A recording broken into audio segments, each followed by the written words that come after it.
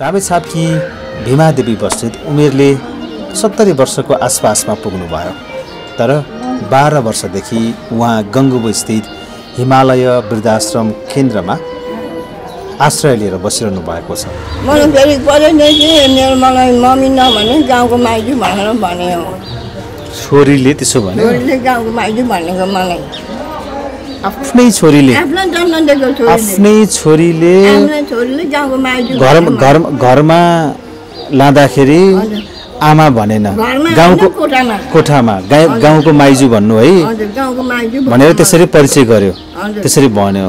त्यति बेला एउटा आमाको मन कति कुडियो? आमा मतलब जो हुनु भइहाल्यो। म त झसँग माइजू भन्दाखेरि मेरो कोखमा जन्मेको छोरीले मलाई माइजू भन्ने, अन्त यहाँसम्म हो मतलब भने मतलब बोल्न सकिनँ म। अनि मतलब ढुकढुक मन ढुकढुक भयो। मैले चुप लागेँ बाबु, मैले केही भन्न सकिनँ, बोल्न सकिनँ मैले।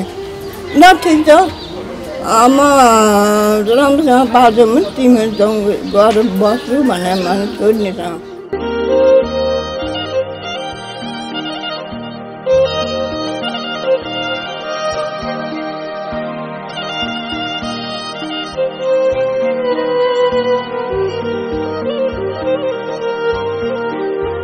अब उहाँलाई त लाग्न थाल्यो कि यो नै मेरो घर हो, यहाँका सम्पूर्ण व्यक्तिहरू मेरा परिवार हुन्, मेरा छोरा नाति नातिना र सङ्गी हुन्। उहाँको घर चाहिँ सिक्किमको कालिम्पोङ हो। 14 वर्षको उमेरमा बाबा आमा 6 महिनाको फरकमा बित्नुभयो र घरकी एक्लै छोरी उहाँले नै बाबा आमाको काजक्रिया गर्नुभयो। अनि अरू केही गर्नु पर्दैन माइजू, म अफिस जान्छु, मलाई बिहान बेलुका पकाइदिनु, घर मात्रै। ल ठिक छ, राम्रो म यहाँ राम्रो रहेछ, तिमीले राम्रो गर्छ भने ठिकै छ, म जान्छु भने। अन्त म आएँ 2 दिनसम्म राम्रो गयो। 3 दिनबाट त्यहाँदेखि माइजू अब म हेर्न सक्दिनँ, कहाँ जानु भनेर भने। मलाई पहिलाको ठाउँमा त्यस्तो राम्रो गरेको थियो, मलाई त्यहाँबाट किन निकाल ल्याएको छ, तिमीले नहेर्ने भयो, स्याहार्नु नसक्ने भयो। एउटा आमा स्याहार्नु नसक्ने किन तिमीले यसो गर्छौ, मलाई झुक्क्याएर किन ल्याएको भनेर। म 1 सक्दिनँ 2 सक्दिनँ, यहाँबाट निस्केर गइहाल भने। ल ठिक छ, तिमीले एउटा आमा पाल्न बाउ छ, तिमीलाई न कोही छ, म एउटा आमा पाल्न सकेन है, ठिक छ, म जान्छु, राम्रो आश्रम खोज्यौँ त्यहाँ गएर बस्छु भने। बाबा आमाको पुर्ख्यौली सम्पत्ति सौतेनी दाजुले हडेपेपछि उहाँ मोहनी जालमा परेर रामेछाप विवाह गरेर आउनुभयो। त्यो घर उहाँको 3 वर्षभन्दा बढी टिक्न सकेन। त्यो घरबाट त्यो श्रीमानबाट एउटा छोरी जन्मियो। त्यो छोरीलाई दुःख गरेर कक्षा 9 सम्म पढाएको आमाको भनाइ छ। त्यसपछि छोरीलाई फर्दर पढाउन गाह्रो भयो र उनले आफू खुसी बिहे गरे। त्यही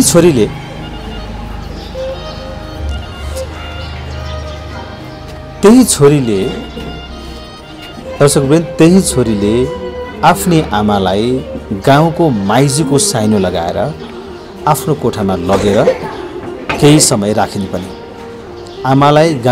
आमालाई माइजू सम्बोधन गरेर कोठामा राख्दा नै त्यो आमाको मन चुडिसकेको थियो। तर त्यो कोठा पनि त्यो कोठा पनि बिरानो हुँदै आइरहेको थियो। त्यही छोरीले जसले जन्मदिन त्यो आमालाई 12 वर्ष अघि हिमालय वृद्धाश्रम केन्द्रमा ल्याएर छोडिन् र फर्किन्। त्यसपछि अक्कल झुक्कल 2 पटक भेट्न आए पनि त्यसपछि भने भेट्न आएकी छैनन्। अहिले भीमादेवीलाई आफ्नो कोही पनि नभएको र आश्रम नै आफ्नो घर जस्तो लाग्न थालेको छ। अनि यहाँसम्म यो वृद्धाश्रमसम्म कसरी आइपुग्नु भयो त? मलाई यस्तो अब छोरी ल्याएर राखिदिएको आश्रममा। यो घर बाहेक, यो आश्रम बाहेक कोही पनि छैन संसारमा। केही छैन संसारमा छैन। अहिले बाबासँग घुलमिल गरेर बस्छु। अहिले म सोध्छु कि बाबु मेरो बाबा दाजुभाइ यहीँ रहेछन् भन्ने सोध्छु म।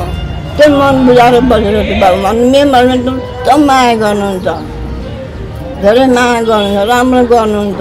अस्ति निकै हस्पिटल बिरामी भएँ, 10-15 दिन हस्पिटल राख्नुभयो।